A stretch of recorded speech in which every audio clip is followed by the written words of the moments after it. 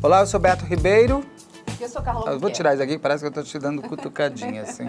Olá, eu sou Beto Ribeiro. E eu sou Carla Albuquerque. Nós somos do canal Investigação. Não, canal Operação Policial. Volta de novo.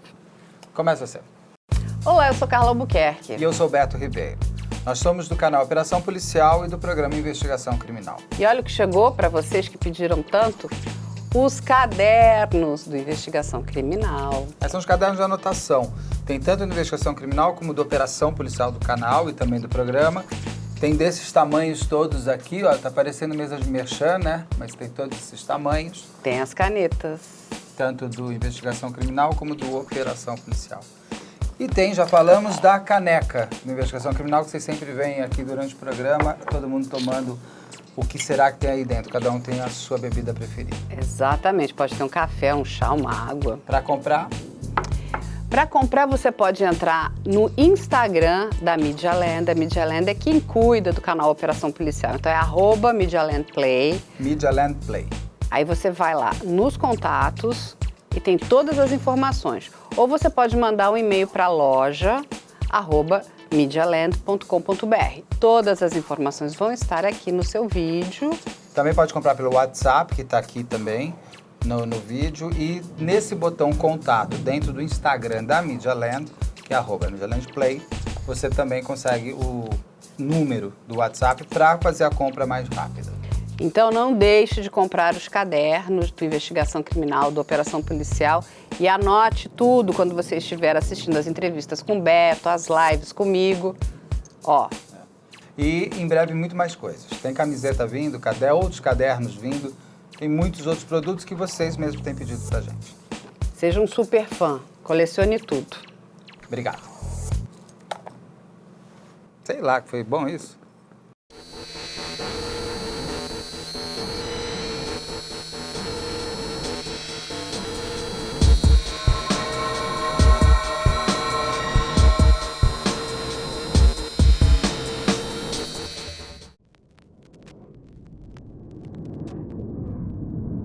Em 2019, as peritas da Polícia Técnico-Científica de Goiás estavam fazendo uma força-tarefa para zerarem os DNAs de mulheres que tinham sofrido violência sexual, quando começaram a deparar com diversas vítimas do mesmo autor.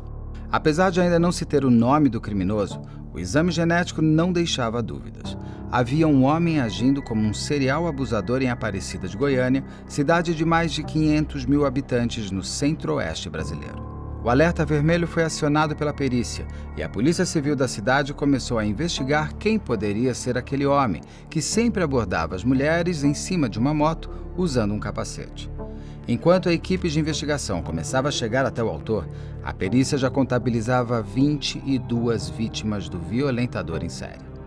Em uma diligência que cruzou tecnologia com tirocínio policial, a equipe da Delegacia de Mulheres de Aparecida de Goiânia finalmente conseguiu descobrir quem era o criminoso por baixo do capacete: Wellington Ribeiro da Silva. Com pouco mais de 50 anos, ele vivia pela cidade como um entregador de comida, sob a boa imagem da família livre de qualquer suspeita. Era casado e tem uma filha pequena. Para a esposa de Wellington, tudo foi uma surpresa. Ainda mais quando ela descobriu que antes de se tornar um abusador em série, seu marido também tinha na ficha criminal o assassinato de sua antiga mulher e dos 2 filhos dela. Tudo isso aconteceu no estado do Mato Grosso, de onde ele estava foragido há anos. Hoje, Wellington já responde por 33 mulheres que são comprovadamente vítimas de seus crimes sexuais. Nem todas ainda foram julgadas e as penas já passaram de 150 anos de prisão. Outras 17 mulheres esperam pelo cruzamento do DNA, chegando assim a 50 vítimas do motoqueiro. Essas 50 mulheres são as vítimas que procuraram pela polícia. Não seria nada estranho haver outras mulheres que cruzaram pelo caminho de Wellington e que preferiram não dar queixa na delegacia.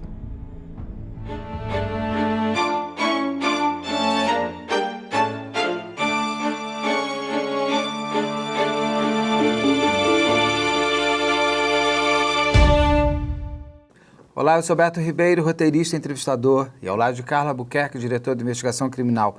Eu converso agora com a doutora Ana Paula Machado. A doutora Ana Paula é a delegada principal do caso do Wellington Ribeiro da Silva, esse homem que violentou possivelmente 50 mulheres. Quem vai nos contar esse caso melhor é a doutora Ana Paula. Doutora Ana Paula, muito obrigado pelo seu tempo, obrigado por estar aqui conversando comigo sobre esse caso tão icônico, já para Goiás. Eu que agradeço a oportunidade de estar mostrando o trabalho da Polícia Civil de Goiás nesse caso que foi bem emblemático. Para isso, eu vou começar com uma pergunta que já é a pergunta clássica do programa. Doutora Ana Paula, que caso é esse? Então, a Polícia Civil já estava investigando alguns crimes de estupro que aconteciam na cidade de Aparecida de Goiânia. Porém, através dos exames de DNA, ficou constatado que o mesmo autor, até então desconhecido, estava praticando os delitos inicialmente nós trabalhávamos com 5 vítimas. Então, a perícia informou a Polícia Civil a coincidência genética, ou seja, o mesmo autor desses 5 casos, e diante dessas informações, a Polícia Civil começou a intensificar os trabalhos em cima desses crimes sexuais especificamente. A gente sabe que não existe crime perfeito, todo delito deixa vestígio, e no caso do Wellington não podia ser diferente. O próprio material genético do autor era depositado nas vítimas. Então, esse exame de DNA possibilitou à polícia verificar que tratava-se de um mesmo autor. Então, nós formamos uma força-tarefa denominada Operação Ímpios e mobilizamos policiais para concentrar os trabalhos em cima desses, até então, 5 casos, né? E a Polícia Civil, o que nós tínhamos naquele primeiro momento, era que os casos estariam concentrados na cidade de Aparecida de Goiânia. Mas nós não sabíamos a autoria desses crimes. Então, nós começamos a traçar, né, tentar conhecer quem eram essas vítimas que estavam sendo estupradas por esse homem, né? E a Polícia Civil identificou que eram mulheres diversas. Eram mulheres jovens, eram mulheres de uma idade mais alta, eram mulheres brancas, morenas, ruivas, brancas. Então, nós não tínhamos ali, naquele momento, um perfil das vítimas. O autor simplesmente atacava as mulheres diante da sua vulnerabilidade naquele momento. Passamos, então, a analisar o modus operandi desse estuprador. Nós verificamos que o Wellington tinha uma característica muito particular de agir, né? Ele praticava os crimes geralmente da mesma forma.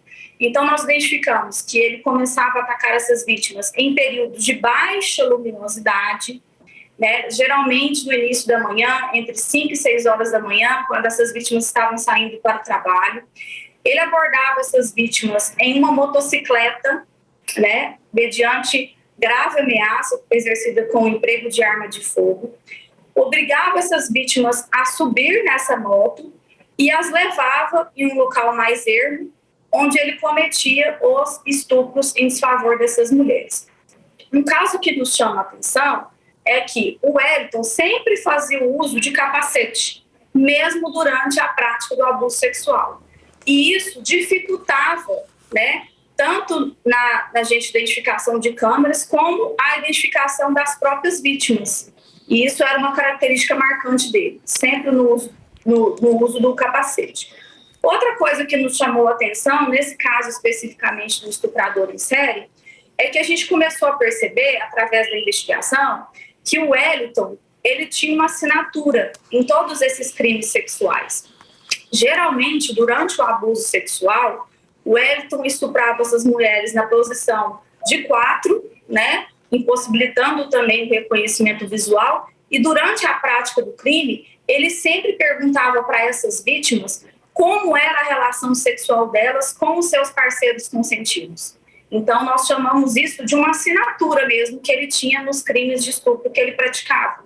Então, ele sempre perguntava para essa vítima como é que era a relação sexual com o parceiro e perguntava também o tamanho do órgão genital desse parceiro. Então, nós compilamos esses casos e começamos a traçar uma linha de investigação.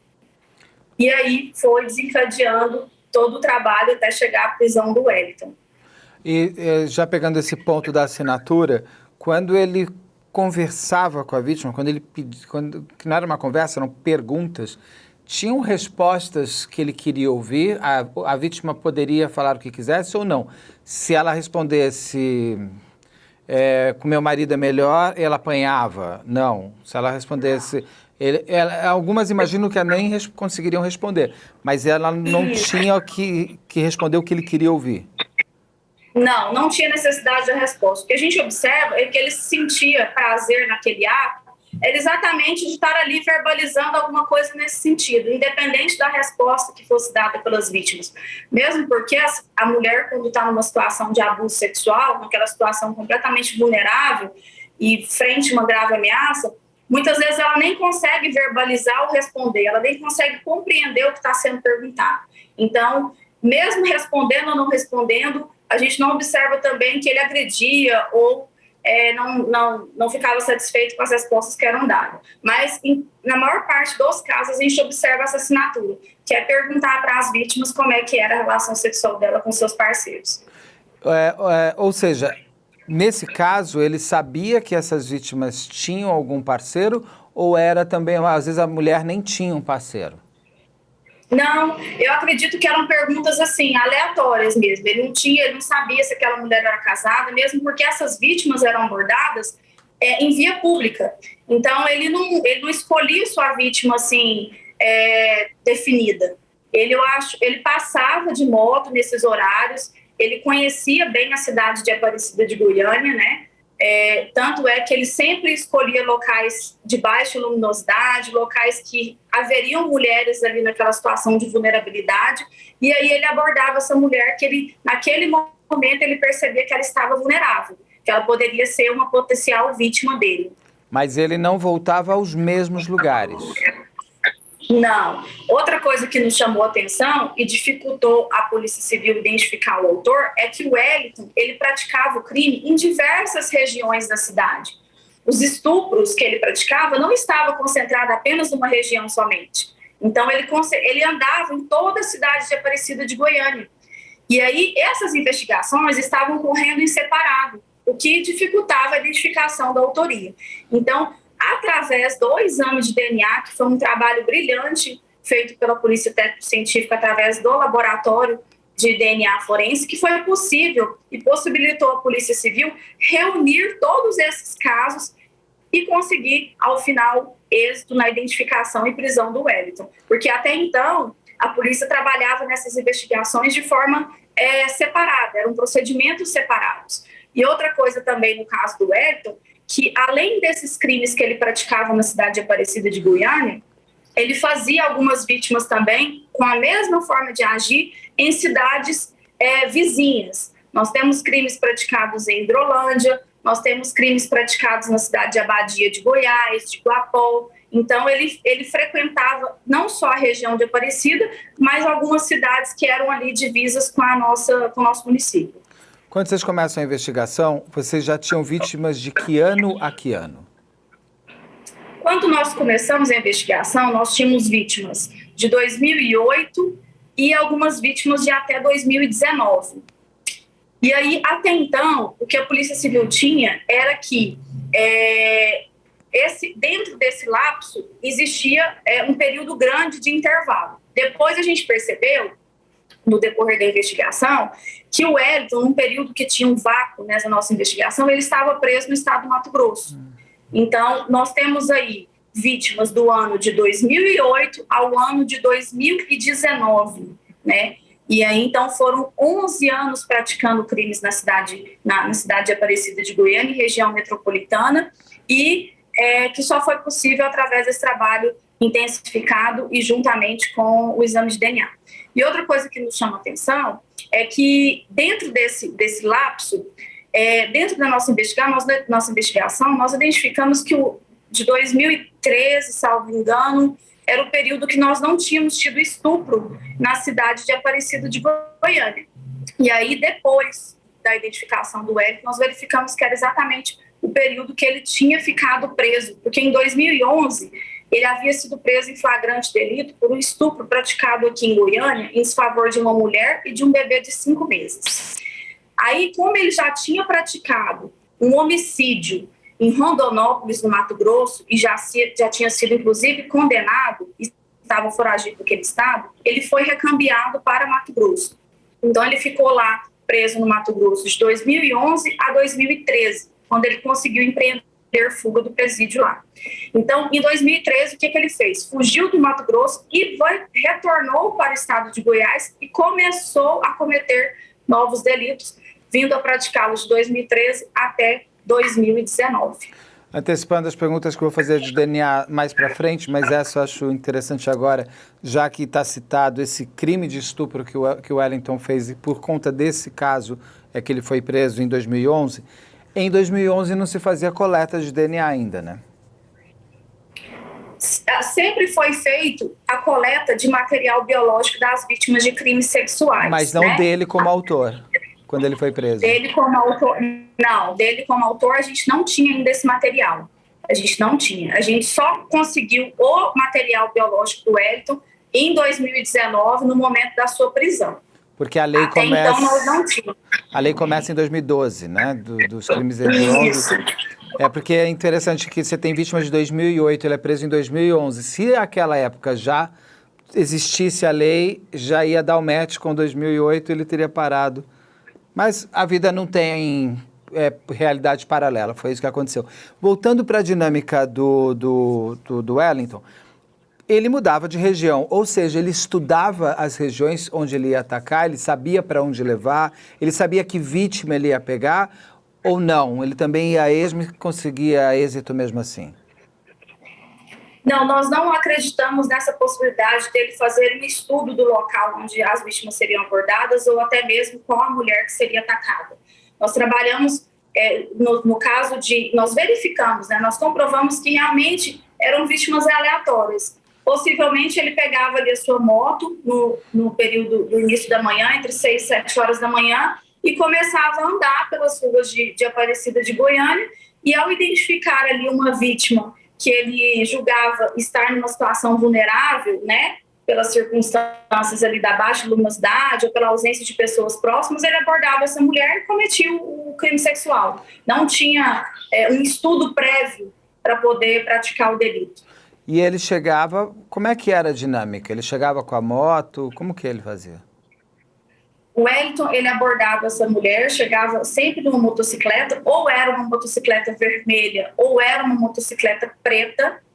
Ele abordava essas vítimas sempre com emprego de arma de fogo, né? Sempre ele estava portando uma arma. Ele obrigava essas vítimas a subir na moto com ele. Então, em todos os casos, a gente percebe essa ação igual. As vítimas subiam na motocicleta e ele levava essas vítimas para um local, ou para um lote baldio, ou para uma região de mata, onde ele poderia ali facilmente cometer o abuso sexual. E aí, lá nesse local ermo, era onde ele cometia o estupro, né? E em alguns casos ele cometeu um erro grave, que foi, além de estuprar, foi subtrair os celulares da vítima, dessas vítimas, né, no caso. E ele chegava, mas ele abordava com a moto já no local onde ele ia estuprar, ou ele levava essa vítima até o lugar? Como é que ele levava essa vítima até esse local? Ele abordava na rua, em via pública, e levava essas vítimas para um local ermo, onde em outro local ele cometia os abusos sexuais. Ele punha a ele vítima... não estuprava ali no meio da rua, ele levava para um lote, para uma mata, algum lugar ali que não tivesse a presença de outras pessoas e que ele pudesse ali cometer o crime sexual de forma mais fácil, né, entre aspas. Mas ele punha a vítima na garupa? Isso, as vítimas eram levadas na garupa. E nenhuma vítima tentou pular da moto ou gritar, ou não havia para quem pedir socorro? De todos esses casos, nenhuma vítima nos relatou que tentou reagir ou que tentou pular da motocicleta. Eu acho que neste momento que a gente observou também, Beto, na análise dessas vítimas, é que os crimes sexuais paralisam as mulheres. A mulher, quando ela é abordada e ela percebe que ela vai ser estuprada, ela fica praticamente sem reação. De todos esses casos que nós trabalhamos durante a força-tarefa, nenhuma vítima tentou reagir. Todas elas ficaram em estado de choque, paralisadas e completamente vulneráveis frente à ação do agressor. Ele avisava para elas quando parava, eu vou te estuprar, ou nesse momento ele só falava, sobe na moto? Em alguns casos ele falava que ia cometer o crime sexual. Em alguns casos, sim. Nenhum momento teve alguma testemunha ocular que viu a ação acontecendo? Não. Não tem testemunha. Nós tínhamos pouquíssimas imagens dos crimes, desses vários crimes. A Polícia Civil tinha poucas imagens, exatamente porque eram locais mais afastados da cidade, eram locais onde não tinha muitas casas, eram locais que realmente ele verificava que ali tinha uma certa vulnerabilidade, que aquela situação ali do próprio local dificultaria, né, a ação da polícia. Então, eram geralmente em bairros mais afastados do centro da cidade, porque geralmente no centro da cidade tem mais câmera, tem mais estabelecimento comercial, a região de Aparecida de Goiânia ela é toda monitorada por meio de câmeras, mas o Wellington ele não praticava o crime ali no centro, ele procurava as regiões mais periféricas exatamente para poder conseguir êxito na sua ação. A senhora me disse que em alguns casos tem poucas imagens, ou seja, existem imagens de ele atacando essas mulheres ou até mesmo violentando elas? Imagens do abuso sexual em si, não, mas nós conseguimos, dentre algumas imagens, poucas inclusive, uma imagem que mostra a vítima na garupa dele sendo levada, né, para o local do crime. Inclusive, é uma vítima jovem, foi uma das vítimas que nós trabalhamos, era uma jovem de 18 anos que foi estuprada no dia da passagem de ano, do Réveillon, e ela estava na igreja com seus pais, e como a residência dela era próxima à igreja, ela saiu da igreja para buscar uma blusa de frio, e aí no caminho ela teve o encontro com esse estuprador, né? Teve a infelicidade de encontrar esse estuprador passando no local, e ele abordou essa jovem e colocou ela na garupa e a estuprou. Inclusive, esse é um dos poucos casos onde o Wellington agiu no período noturno, porque a maior parte dos casos ele agia pela manhã. E no caso dessas câmeras, era possível identificar a placa da moto? Não era possível. São imagens de câmera com baixa resolução, e aí mais um fator também que dificultou a identificação do Wellington nesse primeiro momento. Quando a gente tentou trabalhar, mandamos para perícia, para melhoramento de imagens, mas as imagens que nós tínhamos não era possível captar a placa da motocicleta que ele utilizava. E aí, em todos os casos também, ele ia trocando com frequência as motocicletas, né? Eu acho que também como mais uma forma de dificultar o trabalho da polícia. Ou ele estava numa moto vermelha, ou ele estava numa moto preta. Alguma vítima chegou a guardar o número da placa da moto? Ou isso é impossível?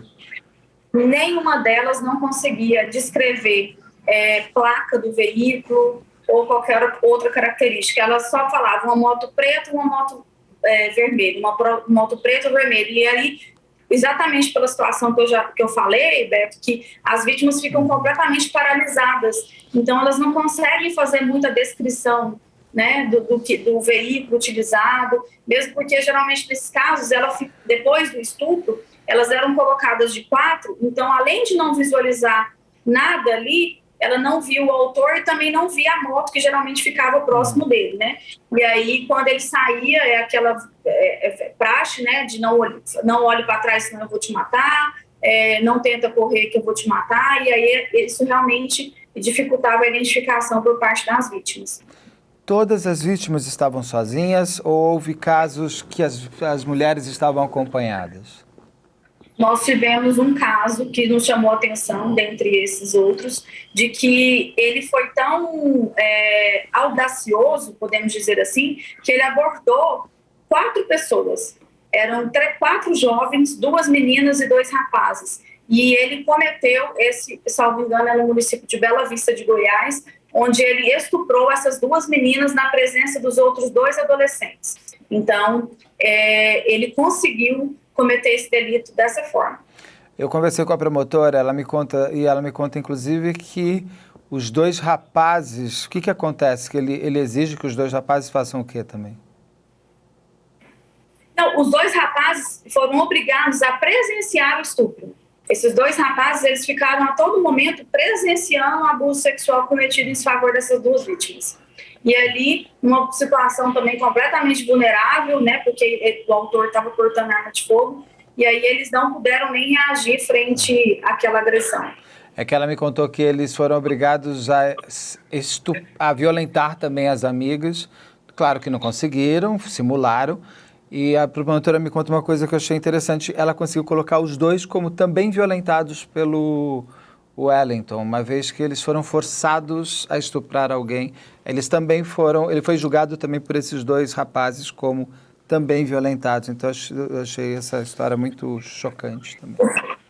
O que acontece também, Beto, é que muitas vezes as vítimas de crime sexual se sentem muito constrangidas e com vergonha de narrar o que aconteceu. Sim. Então, nesse caso específico, desse caso que você está citando do estupro coletivo, esses meninos, quando foram ouvidos perante a nossa equipe, eles não relataram. Pode ser que na própria audiência, diante da repercussão que a prisão do Wellington teve, e diante de todo o contexto desse estuprador em série, né, que eles viram que realmente a justiça seria feita, eles tiveram a coragem, né, de relatar que também haviam sido abusados sexualmente. Eles se encorajaram e denunciaram na audiência. Então, eu fico feliz por saber que eles tiveram essa coragem de relatar o abuso sexual sofrido, porque geralmente a gente observa que as mulheres são vítimas de abuso, os homens nem tanto. E os que são, muitas vezes, têm vergonha, né, de contar que foram abusados sexualmente. Ainda mais obrigados dessa maneira terrível com amigas. Deve ser, eu não consigo imaginar. Nessas horas, a minha imaginação não quer ir até esse ponto. No caso, vocês tinham crimes de 2008 a 2019. Ou seja, existia aí um serial abusador, né? Sim. Na cidade. Vocês chegaram a avisar a cidade, as pessoas, ou vocês trabalharam em segredo? Não, nós trabalhamos em segredo exatamente para não atrapalhar na identificação do Wellington.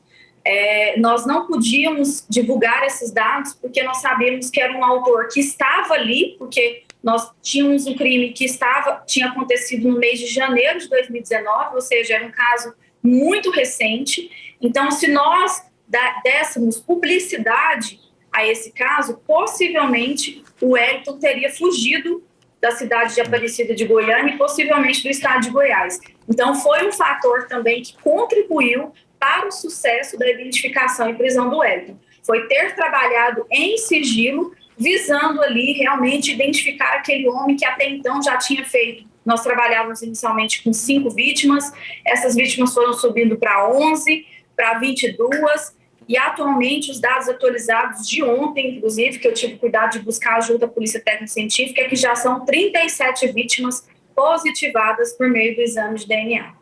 Podendo chegar a quantas?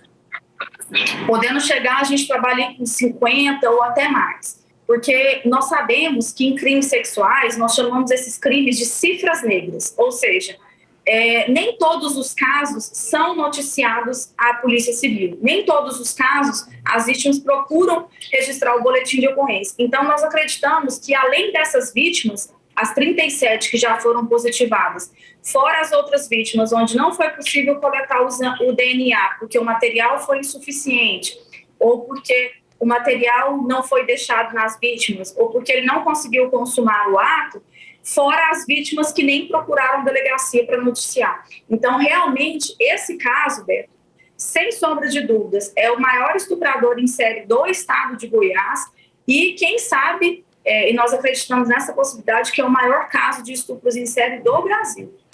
Eu trabalho com investigação criminal, sei lá, desde 2010. Eu diria que é o maior caso de serial estuprador que eu já fiz neste programa, deve ser do Brasil. Esse número não é um número... Eu acredito com essa estatística. Eu acredito porque as próprias perícias do banco de DNA, né, que nós temos um banco nacional onde essas informações são compartilhadas a nível de Brasil, elas mesmo confirmam que desconhecem dentro do Brasil algum caso onde tenha tido a coincidência genética maior de crimes sexuais, igual o caso do Wellington. Teve coincidências genéticas da prática de outros crimes, eu acho, salvo engano, de crimes que envolvem investigação de roubo a banco, mas de crime sexual, de coincidência de material genético, esse, sem sombra de dúvidas, é o maior. No caso, ele Vocês tinham ali de 2008 a 2019 e ele atacou muitas mulheres, mas num espaço grande de tempo. E vocês estavam começando, a investigação estava indo, eu quero ir para a prisão agora. Porque imagino que vocês corriam contra o tempo, uma vez que ele podia estar abusando de novas mulheres. Ele não sabia que estava sendo procurado. Então, como é que foi essa dinâmica do seu trabalho, do trabalho da sua equipe? Como que vocês conseguem prender o Wellington? Como que vocês chegam até ele? Então, Beto, nós tínhamos ali uma vítima muito recente, né, que era de 2019, então nós começamos a intensificar muito o trabalho de investigação e de inteligência em cima deste caso, que era até então o último caso que nós tínhamos conhecimento, que foi uma vítima que havia sido estuprada no município de Abadia de Goiás, é um município próximo à cidade de Aparecida de Goiânia. E aí, diante desse caso especificamente, foi o caso que nos possibilitou empreender diligências de investigação e de inteligência para poder chegar no Wellington. Porque, como você falou, o lapso temporal dos crimes era muito grande. Então, o que nós tínhamos com relação aos crimes antigos eram imagens de câmeras de segurança que eram muito ruins, eram vítimas que não conseguiam fazer a identificação do autor, não conseguiam fazer o retrato falado. Então, nós, em cima dessa vítima de 2019, nós conseguimos, através do trabalho de investigação, chegar, né, no Wellington. E quando nós abordamos ele, no dia 12 de setembro de 2019, diante das características físicas que a gente tinha, ele se apresentou com uma carteira de identidade falsa no nome de uma terceira pessoa, tentou se evadir da ação policial. Nós já havíamos, antes da abordagem, nós já estávamos aguardando que possivelmente esse investigado passaria. Nós checamos a placa do veículo e verificamos que se tratava de uma motocicleta com restrição de furto, era uma motocicleta furtada.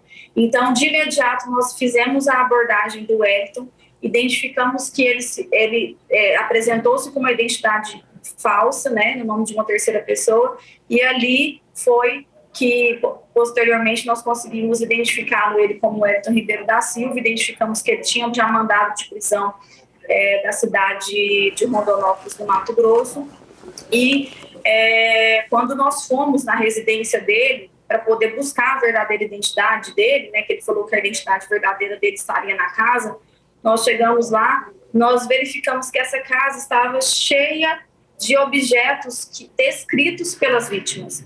Então, eram várias botas, bota preta, bota marrom. Objetos dele, botas dele. Objetos pessoais dele, que eram objetos que a gente já tinha conhecimento, porque eram objetos que as vítimas já tinham narrado, mas quando nós chegamos à residência dele para buscar a identidade, e nós deparamos com esses objetos, nós já tínhamos ali fortes indícios que ele seria um estuprador de série.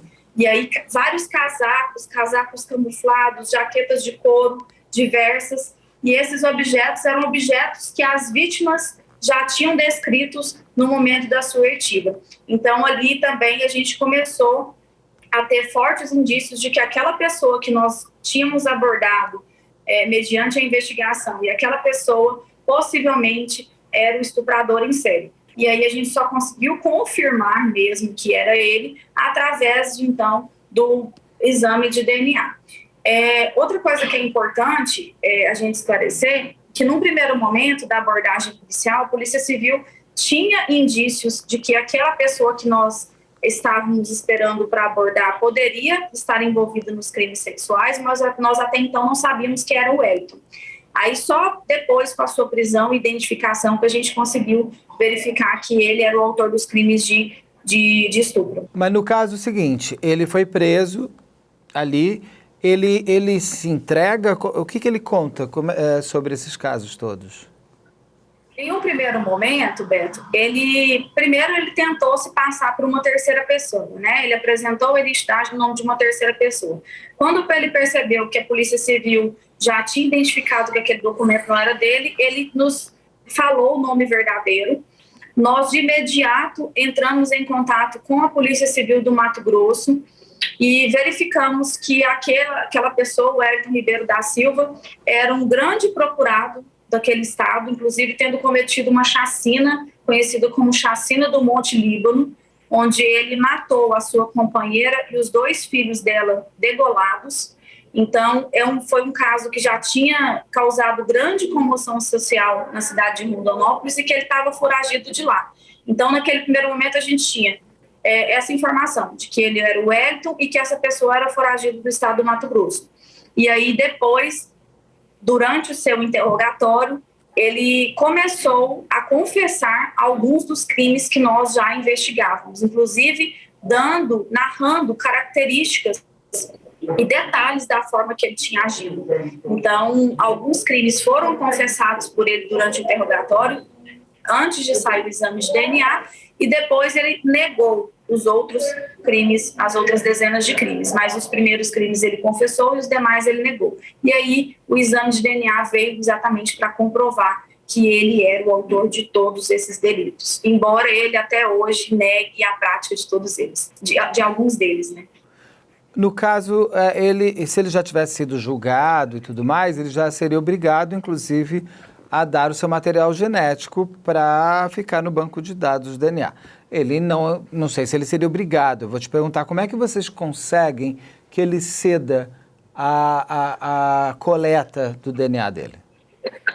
No caso específico do Wellington, os condenados por crimes previstos na Lei de Identificação Criminal por meio de material genético, eles são obrigados a ceder o material. No caso do Wellington, nesse dia específico, como em um primeiro momento ele foi preso em flagrante pela receptação, ele foi ao IML para fazer o relatório médico para ser lavrado o auto de prisão em flagrante dele com relação à receptação.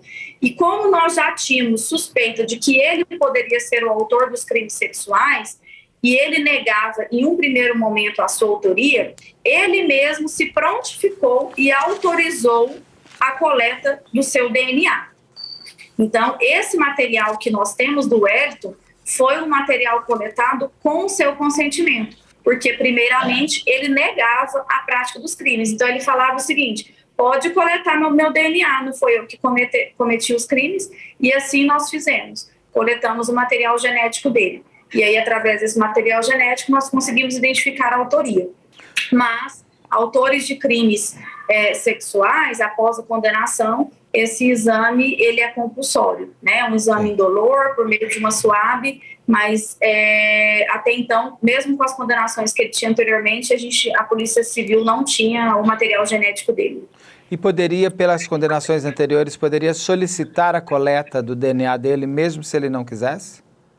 Sim, se por acaso ele se recusasse a fornecer o seu material biológico, com base na condenação por homicídio qualificado que ele já tinha no estado no estado do Mato Grosso, nós com certeza representaríamos aí, representaríamos não, nem era o caso de representação, nós já poderíamos fazer a coleta desse material biológico dele, porque a Lei de Identificação Criminal já permitiria essa diligência. E até porque em 2011 ele foi preso por estupro. Em 2011, aqui em Goiás, ele já tinha sido preso em flagrante, inclusive por estupro, né? De uma mulher e de uma bebezinha de 5 meses. Só que aí ele foi recambiado para o estado do Mato Grosso, porque lá ele já tinha uma condenação de mais de 50 anos pela chacina que ele já havia cometido. Ou seja, ele não tinha sido julgado, ele não foi julgado por esse estupro da mulher e do bebê? Aqui em Goiás, ainda estava correndo o processo quando ele foi recambiado para o estado do Mato Grosso, porque a condenação do Mato Grosso era anterior e a pena lá era maior. E lá naquele estado do Mato Grosso, ele já estava foragido, né? Entendi. Então, quer dizer, poderiam pegar o DNA pelo crime de homicídio anterior, ainda não pelo crime do estupro, porque ele não tinha sido julgado. Então, ele não poderia, mas vocês já conseguiriam. E, doutora, então, quando vocês encontram o Wellington? Ali começa um desenho, você já me contou o perfil das vítimas, que não tinha interligação, começa o perfil do criminoso. Quem era o Wellington? O que ele tinha feito? A senhora já me contou um pouco que ele vinha de Mato Grosso, que ele teve um estupro anterior, mas ele tinha vida normal, ele era casado. Quem era o Wellington? O Wellington era uma pessoa que não tinha uma profissão definida, Possivelmente ele vivia da prática de crimes também na cidade de Aparecida de Goiânia. Ele vivia aqui com uma companheira e tinha uma filhinha pequena com essa mulher, que só tomou conhecimento dos crimes bárbaros que ele havia cometido após a sua prisão.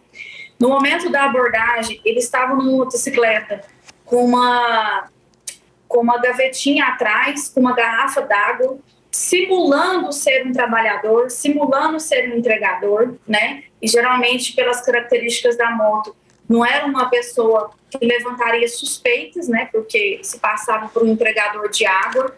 E ele não tinha ocupação lícita.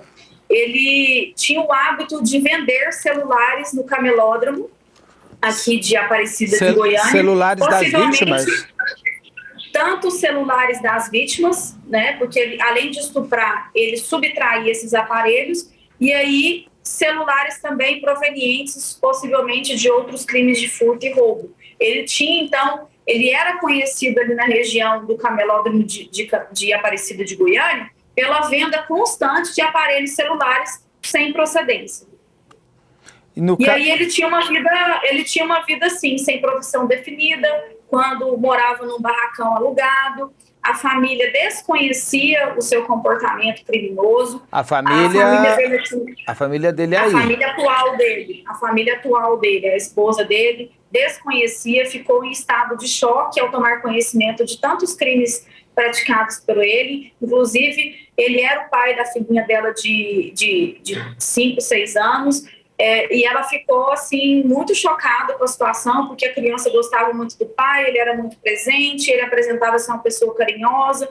E, Beto, uma coisa que nos chama atenção no caso do Wellington é que ele não demonstra, em nenhum momento, arrependimento ou remorso pelos crimes. Durante seu interrogatório, ele narra e confessa a prática de alguns crimes sexuais de forma muito tranquila, sem esboçar nenhuma reação, nem de raiva, nem de arrependimento, nem de desespero, de nada. Ele simplesmente é uma pessoa assim, completamente fria, Ele não esboça reação e na sociedade ele seria uma pessoa que passaria despercebida, até mesmo por ser um homem de meia idade, né, 50 e poucos anos de idade, cabeça branca, um porte físico, tinha uma barriga saliente. Inclusive essa barriga que ele tinha era uma das características que as vítimas narravam no seu registro de ocorrência. Então, visivelmente para a sociedade, não era um homem que levantaria suspeitas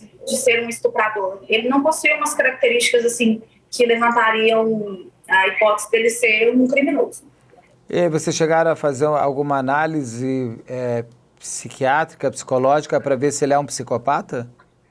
Sim, nós tivemos esse cuidado de tentar compreender, né, se essa pessoa ela tinha capacidade de entendimento, né, qual que era o grau de entendimento.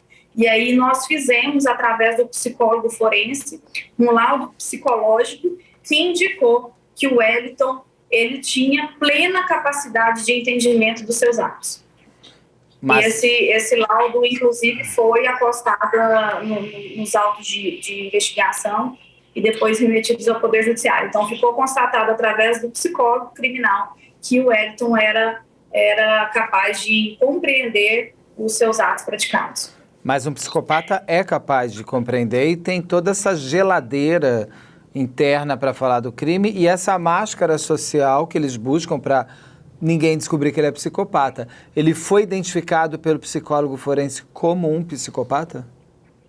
No laudo do psicólogo, especificamente, nesse, não ficou consignado o perfil psicopata, né? Porque foi uma análise que foi feita para chegar a esse laudo de psicopata, ele precisa todo um trâmite que eu nem sei adentrar muito na forma técnica, né? Mas nesse laudo especificamente não ficou consignado pela psicopatia, mas eu acredito que se for produzido outros documentos mais detalhados, mais aprofundados, um estudo do passado mesmo e do estudo familiar dele, possivelmente a gente chegue aí a algum diagnóstico de psicopata, alguma coisa nesse sentido.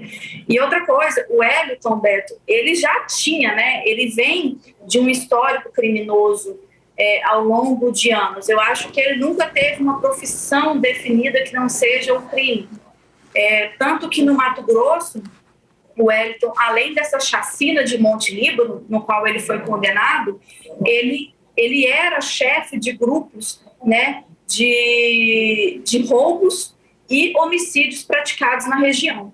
Então, ele já liderava, ele é uma pessoa inteligente, ele é uma pessoa articulada, tanto é que ele conseguiu, ao longo de 11 anos, não ser preso pela prática de crimes sexuais. Então, você percebe uma certa inteligência e uma certa expertise nele nessa área criminal. Mas é claro que não existe crime perfeito, todo delito deixa vestígio, e no caso desse, especificamente do estupro em série, o próprio material genético dele, o próprio DNA do autor foi deixado nessas vítimas, né? Ele morava com a esposa ou ele morava sozinho?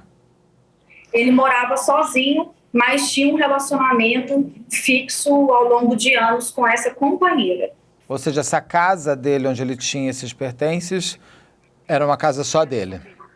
Tinha só outra... dele. Era uma casa, era um barracão muito simples, de um quarto, onde ali mesmo tinha um fogão, tinha as coisas dele, não era um guarda-roupa, era uma arara de roupas, tanto que foi nesse momento que a polícia conseguiu identificar, né, esses objetos, e um banheiro. Era um local bem, bem simples mesmo, onde ele residia. Ele tinha o que muitas vezes pessoas como ele têm os troféus das vítimas.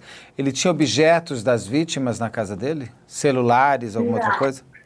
Nós não identificamos nenhum troféu, né, em tese, que ele levava dessas mulheres. O que ele realmente subtraía eram os celulares, mas nem era a título de troféu, era a título de, além de praticar o crime sexual, ele queria ter ganho com aquele ato, né? Ele vendia esses aparelhos celulares no camelódromo. Ele não tinha nenhum celular de nenhuma outra vítima quando vocês chegaram lá? Não tinha. Lá dentro do quarto dele, nós identificamos muitos chips, né? Muitos chips, muitos objetos pequenos, assim, alguns celulares, mas nesse primeiro momento nenhum comprovadamente de vítimas, né? Por isso que nós trabalhamos com a hipótese de que, além dos crimes sexuais, ele cometia crimes patrimoniais também em desfavor de outras pessoas. Quando essas mulheres foram violentadas, elas tinham uma lembrança apenas de um homem com um capacete. Aí, num certo momento, esse rosto é revelado, o rosto do maior pesadelo da vida dessas pessoas, esse rosto aparece. Alguma vítima conhecia ele, olhou e falou: eu já te conhecia, você era meu vizinho, ou eu te vi passando? Alguma vítima conhecia o Wellington antes? Não.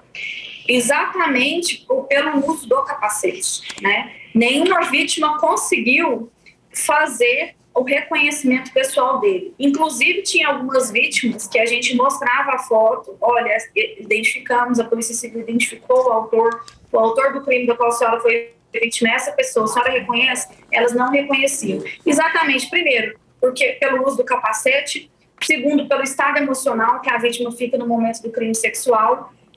Ele estuprava essas vítimas sempre de costas, então elas não podiam ter o visual também, mesmo com o uso do capacete. Então, todos esses fatores contribuíram para que elas não conseguissem fazer a identificação do autor. Não, mas eu digo assim, nenhuma delas olhou para ele e já conhecia ele antes. Era um homem da rua, era um vizinho, era um homem que estava sempre no bar. Ele não convivia na vida dessas mulheres. Ele não convivia na vida dessas mulheres. Ele não tinha conhecimento, eram vítimas que eram escolhidas de forma aleatória frente à sua vulnerabilidade ali naquele momento que ele estava passando. E daí ele já ficou preso porque ele já estava sendo procurado, então ele já tinha uma prisão a cumprir de qualquer maneira. Vocês nem precisaram pedir prisão temporária, nada disso? No momento da abordagem, nós já trabalhávamos com a suspeita de que ele era o autor dos crimes, mas naquele primeiro momento nós fizemos a prisão em flagrante dele pelo crime de receptação, porque ele estava pilotando uma motocicleta furtada. E aí, por conta disso, foi feita a prisão em flagrante. E, paralelo a essa diligência, nós já checamos junto à Polícia Civil do Mato Grosso que ele tinha 2 mandados de prisão pelos homicídios praticados. Então, além do APF, né, a prisão em flagrante pela receptação, a gente já dera cumprimento aos mandados de prisão provenientes do Estado do Mato Grosso e, paralelamente, também já representamos de pronto pela prisão preventiva dele, que posteriormente foi deferida e aí garantiu aí a sua prisão para responder os processos preso. O Wellington, ele violentava as mulheres e ele deixava de uma certa maneira a marca dele, que era o sêmen dele. Graças a essa arrogância, esse descuido dele, que vocês conseguem o DNA do Wellington. Exatamente. E principalmente graças à coragem dessas mulheres de, depois de serem violentadas, procurarem a polícia e permitir que dentro daquele tempo certo fossem coletados. Eu queria que a senhora me ajudasse a até explicar a quem assiste, uma vítima de estupro, o quão é importante ela ter essa coragem, essa força de procurar a polícia para não perder esses vestígios. O que ela deve fazer em seguida a passar por esse que deve ser o pior pesadelo de qualquer ser humano, mas principalmente de uma mulher? A vítima, no caso dos crimes sexuais, Beto, é a principal peça de informação que nós temos para poder desvendar o crime. Ela que vivenciou a situação, ela que passou o constrangimento e ela é fundamental para ajudar a polícia na identificação, principalmente procurando a polícia para poder registrar a ocorrência e ser encaminhada para a realização do exame de corpo de delito. Graças a essa ação corajosa dessas vítimas, que a polícia teve a possibilidade de identificar o DNA do autor. Então, se elas não tivessem denunciado, se elas não tivessem procurado a Polícia Civil para poder noticiar o crime no qual elas sofreram, não seria possível identificar e chegar na autoria do crime. Então, quando a vítima vai à delegacia, nós encaminhamos ela para poder fazer exame de corpo de delito do IML e ela passa por exame ginecológico e o material biológico deixado pelo estuprador é coletado, é armazenado num banco de dados e possivelmente esse material vai servir para poder identificar a autoria do crime no qual ela sofreu. Tanto se o autor do abuso sexual for um autor conhecido ou desconhecido, né? Porque o banco de perfil genético, ele é nacional e aí aquela vítima vai ser inserida ali dentro daquele banco e aí quando aquele autor for incluído ou se ele já tiver cadastrado ali naquele banco de perfis genéticos, a Polícia Civil vai ter condições de identificá-lo. E no caso das vítimas, muitas vezes existe quer ir tomar um banho, lógico, que eu imagino que ela queira tirar da pele, da memória celular dela aqueles últimos momentos. Existe um primeiro momento de recolhimento interno.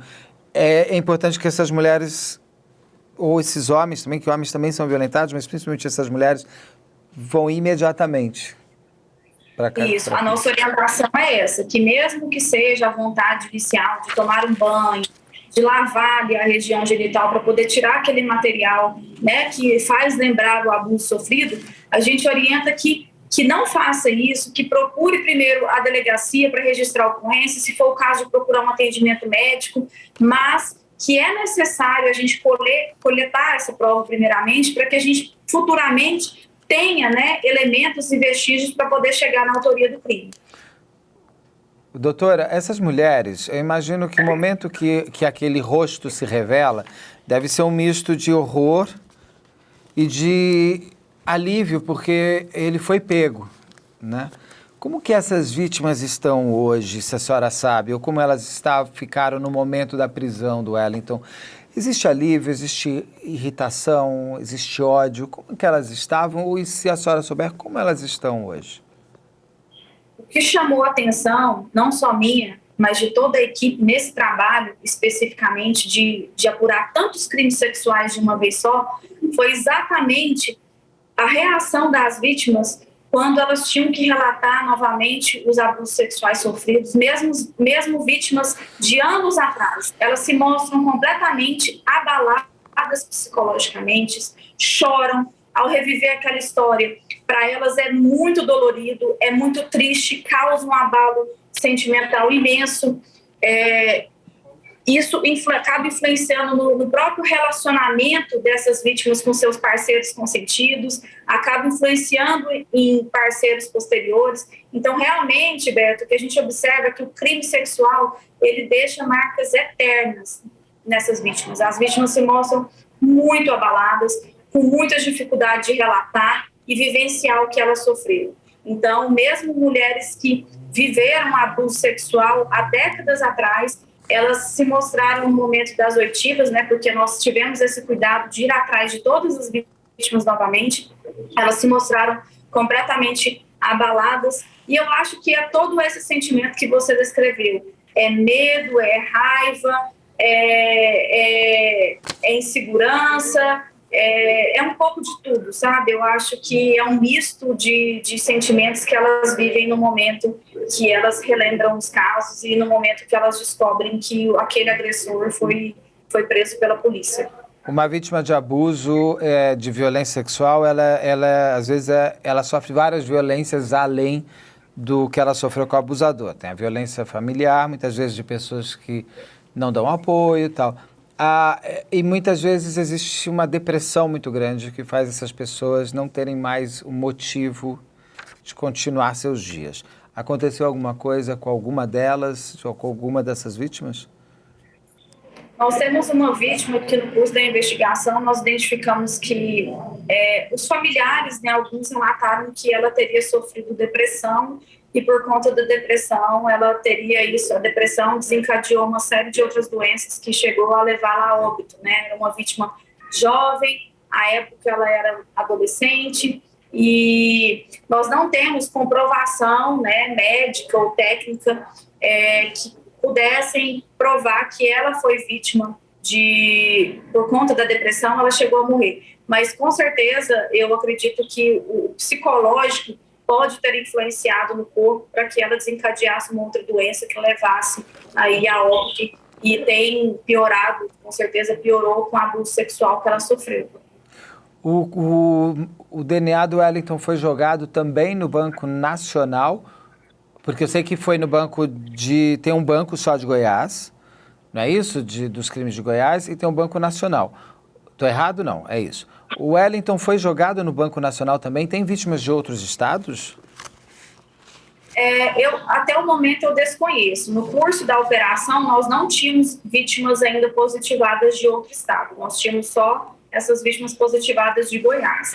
Eu acredito que essas 37 mulheres já positivadas pelo DNA são todas vítimas do estado de Goiás. Não só da cidade de Aparecida, mas da região metropolitana. Eu desconheço, assim, que tenham tido outras vítimas de outro estado. No caso, ele já foi julgado. A senhora conseguiria me dar um resumo? Ele foi julgado por o quê? Qual a pena dele e tudo mais? Cada vítima, ela tem um procedimento separado, os casos não estão sendo julgados em conjunto, cada vítima teve um inquérito policial separado e uma ação penal separada. Alguns casos já foram julgados pelo Poder Judiciário, e aí o que nós já temos é mais as somas já de todos eles, e ainda faltam muitos que já somam mais de 150 anos de condenação por esses crimes que já foram julgados. E aí tem outros casos que ainda virão a ser apreciados pelo Poder Judiciário. Eu conversei com a promotora, ela me deu um update que eu vou te falar, que talvez você vai ficar até mais ainda orgulhosa desse grande trabalho que vocês fizeram. E ela me falou que já está há mais de 300 anos de condenação e que ainda somado com os 50, vai para que ele tem da outra condenação do Mato Grosso, já passou de 300 e poucos anos. Eu acredito que realmente vai chegar nesse patamar mesmo, né? A promotora já fez aí essa análise dessa perspectiva já de pena, mas realmente é um caso assim que não tem condição dele ser colocado em liberdade. Eu acredito que ele vai cumprir pena há muito tempo, e se um criminoso desse for colocado em liberdade, ele representa um grave risco para a sociedade. Ele é uma pessoa que, se colocado em liberdade, tem grandes possibilidades de voltar a cometer novos crimes. Não só de crimes patrimoniais, mas principalmente crimes sexuais, né? Porque a motivação dele não vai perder. Exatamente, ali é intrínseco, né, ao ser dele a prática criminosa. Então, ele consegue caminhar tranquilamente por vários crimes. Então, nós temos aí o Wellington condenado por homicídio, crime contra a vida, condenado por estupro, crime contra a liberdade sexual, por roubo, crime contra o patrimônio. Então, ele é um criminoso que percorre bem toda a seara aí da prática de todos os crimes contra todos os bens jurídicos tutelados pelo nosso direito. Como ele cometeu crimes até 2019, ele ainda pega a lei antiga, que ele vai poder ficar no máximo 30 anos na cadeia. Exatamente. Mas isso frustra o trabalho de vocês, policiais? De forma alguma, Beto. Eu acho que a gente precisa repensar a questão da legislação, né? Mas isso não desmotiva a ação da polícia. Esse foi um caso que deixou toda a equipe, né, de policiais muito satisfeitas no sentido de poder dar essa resposta à sociedade, poder retirar do nosso convívio social uma pessoa de altíssima periculosidade. Então, independente da pena que ele vá sofrer, o que nos importa foi identificado, ele está preso e até bons anos, eu acredito, ele vai permanecer no cárcere e as vítimas, né, vão se sentir nesse primeiro momento, né, também amparadas pelo Estado. Então, isso não desmotiva a Polícia Civil, muito pelo contrário, nos deixa muito felizes de ter dado essa resposta à sociedade, que era uma resposta que merecia, né? Era um criminoso que precisava ser retirado aí de circulação, porque ele representava risco, não só para as mulheres, mas como para a sociedade de forma geral. Aqui eu deixo meus parabéns explícitos, porque é um caso de mulheres vítimas que foi investigado do início e vai até hoje com promotora, juíza. É um crime que mulheres conseguiram prender um autor de crime contra mulheres. Isso é muito, muito legal. Legal no bom sentido que eu digo, é muito interessante de vocês. Vocês percebem isso, dessa força feminina em volta do próprio feminino? Foi interessante, porque eu tive a oportunidade de coordenar a operação, trabalhei ao lado de outra delegada, a doutora Cibele, que era à época delegada regional e foi a delegada auxiliar. Trabalhamos ao lado de outros policiais, agentes, escrivães, as peritas criminais mesmo, a maioria que trabalharam no caso são mulheres, a promotora é uma mulher, a juíza que já sentenciou em vários casos é uma mulher. Então, realmente é interessante, né, ver a mulher ali alcançando seus espaços dentro do sistema de justiça e promovendo a justiça, né, Beto? E isso é muito, muito interessante, principalmente em crimes sexuais, onde que, na maior parte dos casos, nós mulheres somos vítimas, né? Não é o justiceiro ou a justiceira, é a justiça dentro da lei, dentro do bom trabalho policial, dentro do bom trabalho pericial e dentro do bom trabalho ali no Ministério Público de conseguir colocar atrás da cadeia um homem que fez o que fez com tantas e tantas... E que pode... Esse número é o que você falou, eu gostei do que você disse, como é? Que você falou que é o número não tão... É o número... Você tem um termo que você usou que eu achei interessante. Quando você fala o número de vítimas, você fala que é um número não conhecido total, porque nem todas as mulheres... Cifras negras, né? Cifras negras. Cifras negras. Porque as mulheres, nem todas que foram violentadas por ele, de fato, podem ter feito um boletim de ocorrência. Por isso nós trabalhamos com a possibilidade de que essas vítimas sejam ainda em número maior, né? Nós trabalhamos aí com um número aproximado de 50 casos, mas a gente acredita que esse número pode ser bem maior do que isso, devido a esses casos não notificados ou aqueles casos que a gente não conseguiu ali coletar o DNA. Doutora, tem alguma pergunta que eu não fiz, que a senhora gostaria que eu tivesse feito sobre esse caso? Ou algo a mais de todo esse trabalho tão exemplar que a senhora gostaria de citar mais alguma coisa ou puxar mais um assunto?